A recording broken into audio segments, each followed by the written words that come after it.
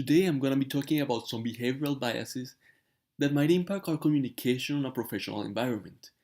Doesn't matter what profession you're in, you always have to communicate, and these biases are stuck with us. So it's better if we understand them and are able to control them. So first, let's go over a brief overview of today's presentation. One of the very few things that differentiates us from monkeys is that we are rational.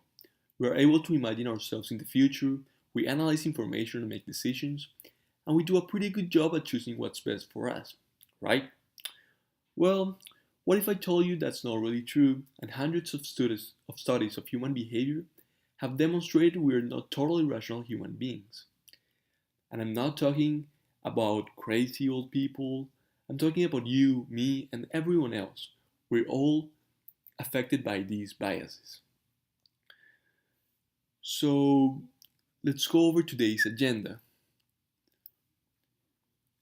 I will briefly talk about the three biases I consider the most important and that do not involve a lot of math. These are going to be the illusion of control, loss aversion, and the impact bias.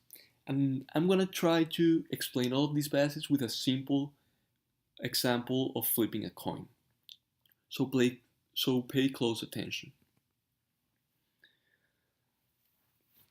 The first bias is called the illusion of control.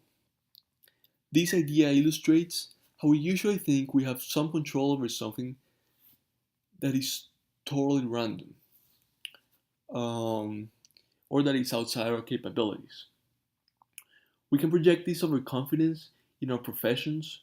For example, say you're a financial advisor and you're recommending a specific action to your client. So you're recommending he or she should buy a stock or a bond when they're planning for their future retirement. However, you might transmit when you're talking that this is a certain action and they would be benefited by this action, but you really don't know. You don't have control over the market.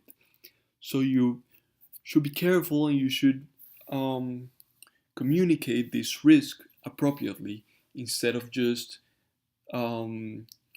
projecting too much confidence and creating a sense of the same overconfidence on your client on something that is actually random.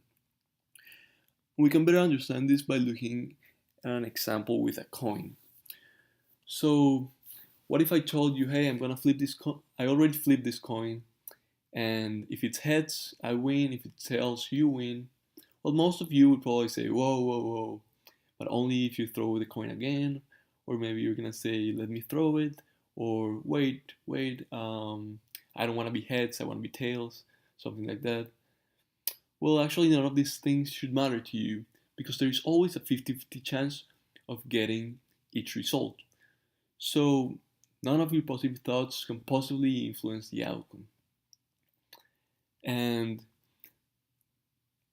so, basically, you shouldn't care about any of these random things when you think you have control over a totally random event. Studies have shown that the idea behind this is that we as humans tend to love ourselves, and as a result, we tend to be really overconfident. These illusions tend to be even greater when we have a lot of information. We become very confident, even though a monkey could literally come up with a smarter decision. So just be careful, even if you think you know a lot, because now in the internet we get a lot of information. This is actually just making us more overconfident and not actually more accurate. So let's move to behavioral bias number 2, which is loss aversion. This phenomenon explains the fact that we hate losing even more than we enjoy winning. This aversion towards losing makes us take irrational decisions. And this, again, is reflected when we communicate on a professional environment. We have to make sure that we are communicating effectively and we're not projecting our insecurities and our fear of losing when we're talking to our clients, to our bosses, to our coworkers, or to just any person that you communicate on a daily basis. So again, let's take a look at an example, flipping a coin. What if in this case I tell you, okay, let's make a bet. If it heads, I will give you $150, but if it tails, you have to give me $140. Remember, it always has a 50-50 chance. Well, actually, most of you would probably not feel comfortable accepting this bet right now, because even if you win and you have a higher result, a higher price, you're just not comfortable losing $140. Well, if you do the math, it actually makes sense that you accept this bet because, well, the expected return is going to be greater because I'm offering you a greater price.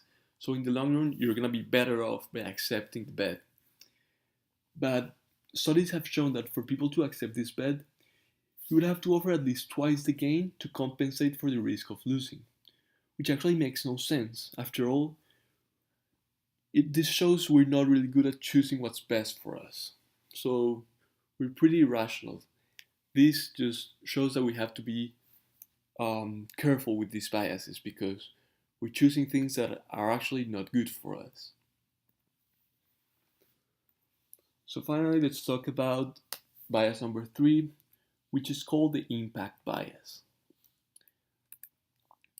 So as I mentioned at the start, only humans engage in mentally fast forwarding to imagine future events and how we will feel and act during those events. And that's a very important point. So let's go to the coin example. This time, you'll definitely win the bet. So let's say heads, you win $100, tails, you win $5,000. So the experiment comes into that I'm going to ask you to predict how you will feel in 1 month based on the results of what happens today. Most of you will say that you will feel this much happier if you win $5,000 today versus winning $100. However, many studies have been made on this issue and have discovered that in the end, in a month, when we ask these people how they actually feel, it's going to be somewhere in the middle. Those people that thought they were going to be super happy because they won $5,000 are actually not that happy, and those that won $100 that they thought they weren't going to be that happy, they're pretty much the same, on the same level of happiness than those that won $5,000. So it turns out we're really bad at predicting the impact some events will have on us in the future. This is similar to when you just broke up with your girlfriend or boyfriend and you actually think that you'll never feel happy again. Or for example, when you're really hungry, so you order a lot of food because even though you are a perfectly rational human being and you go to university and you're very educated, you cannot possibly imagine feeling satisfied with a normal food portion. So this just shows you how irrational we are on an everyday basis.